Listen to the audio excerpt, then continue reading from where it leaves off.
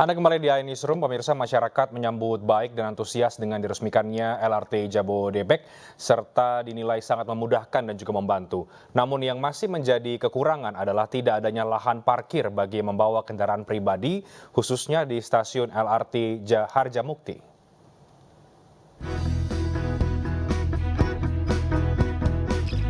Uji coba LRT Jabodebek telah resmi dibuka dari tanggal 12 Juli hingga 15 Agustus 2023. Nantinya, LRT Jabodebek ini dijadwalkan akan beroperasi secara komersil pada tanggal 18 Agustus 2023 mendatang. Dengan adanya LRT ini disambut baik oleh sejumlah masyarakat dan antusiasme warga pun cukup tinggi.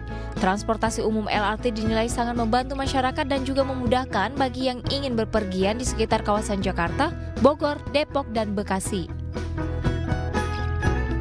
Alhamdulillah senang sekali. Kebetulan juga banyak kerabat yang daerah ke Jakarta dan Bekasi, Ciputat. Jadi dari stasiun pun ke sini, dari rumah ke stasiun juga dekat.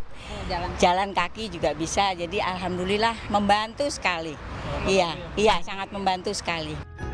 Sementara itu, dari sekian banyak kelebihan tentu ada kekurangan dari LRT, yaitu tidak disediakannya lahan atau kantung parkir untuk masyarakat yang membawa kendaraan pribadi ke stasiun. Kalau menurut saya kurangnya dari LRT ini tuh tidak ada lahan parkir ya, terutama bagi saya kan pengguna motor. Mungkin kedepannya LRT menyediakan suatu parkiran bagi kami gitu mungkin. Masyarakat berharap pihak LRT nantinya akan menyediakan lahan parkir khusus bagi penumpang LRT yang membawa kendaraan pribadi. Di Jakarta, Faisal Rinaldi, M. Kherudin, iNews melaporkan. Ya, uji coba LRT Jabodebek sudah mulai dibuka dari tanggal 12 Juli hingga 15 Agustus 2023 mendatang. Dan berikut laporan Faisal Rinaldi bersama dengan juru kamera Muhammad Khoirudin dari stasiun LRT Harjamukti. Ya pemirsa, uji coba LRT Jabodebek sudah mulai dibuka dari tanggal 12 Juli hingga 15 Agustus 2023. Adapun untuk uji coba dari LRT sendiri nantinya akan dibagi menjadi dua tahap. Yang pertama adalah uji coba secara terbatas atau khusus stakeholder yang sudah mulai dibuka dari tanggal 12 Juli hingga 26 Juli 2023. Untuk tahap uji coba selanjutnya akan dibuka untuk masyarakat umum yang akan mulai berlangsung dari tanggal 27 Juli hingga 15 Agustus 2023 mendatang. Nah, berdasarkan informasi yang kami dapatkan, nantinya pada tahap uji coba ini masyarakat hanya akan dikenakan biaya sebesar Rp1 saja. Sementara itu LRT Jabodebek ini akan dijadwalkan akan dibuka secara komersil atau beroperasi secara komersil pada tanggal 18 Agustus 2023 mendatang. Dengan adanya LRT ini disambut baik ataupun antusiasme masyarakat ini cukup tinggi.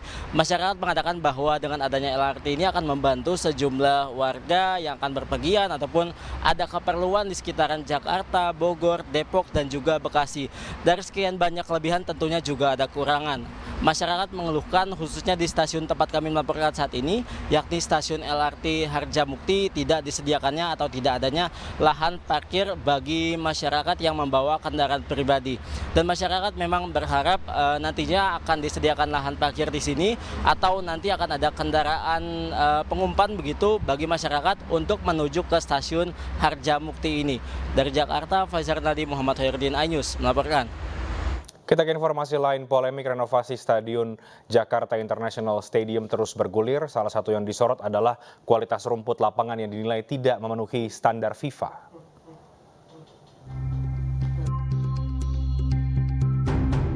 Polemik mengenai rumput Jakarta International Stadium muncul setelah Menteri Pekerjaan Umum dan Perumahan Rakyat Basuki Hadimulyono mengatakan rumput di JIS tak sesuai standar FIFA.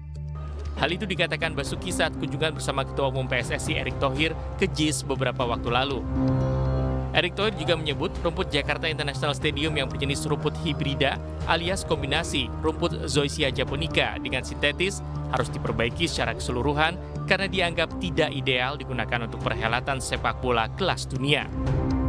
Jika berdasarkan panduan stadion FIFA yang diungkapkan di laman resmi FIFA, pilihan rumput tergantung pada kebutuhan dan sumber daya masing-masing proyek. Mereka mengungkapkan ada 3 jenis rumput utama yang dapat dipilih dan telah diakui oleh FIFA. Yang pertama 100% rumput alami. Kemudian rumput hibrida yaitu serat sintetis yang ditambahkan ke rumput alami untuk tujuan penguatan. dan yang ketiga 100% rumput sintetis atau buatan. FIFA sendiri memberikan tanda FIFA Quality pada lapangan yang telah memenuhi standarnya. Sedangkan tanda FIFA Quality Pro diberikan pada lapangan yang dipastikan memiliki performa permainan tertinggi untuk pertandingan sepak bola tingkat profesional. Pemirsa, proses pemeriksaan saksi ahli oleh Bareskrim Polri sebentar lagi selesai. Penetapan tersangka atas kasus dugaan penistaan agama hingga dugaan tindak pidana pencucian uang pimpinan Pondok Pesantren Al Zaitun Panji Gumilang akan segera diumumkan.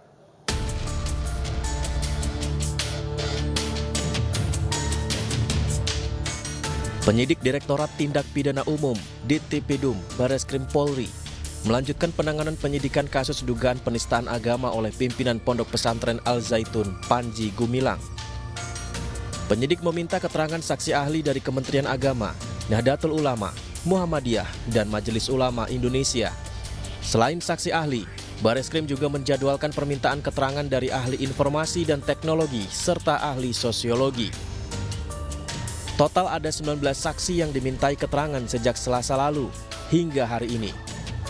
Penetapan tersangka akan diumumkan usai pemeriksaan saksi telah lengkap.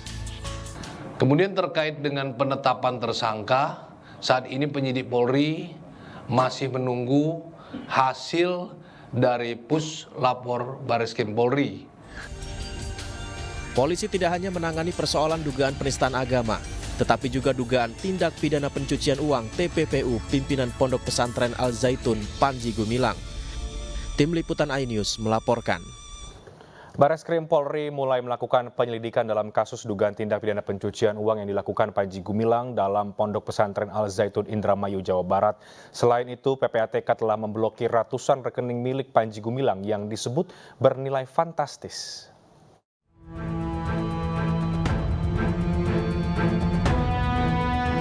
Penyelidikan dilakukan usai Bareskrim menerima laporan hasil analisis rekening milik Panji Gumilang. Segala bentuk barang bukti dan temuan masih di dalam penyidik.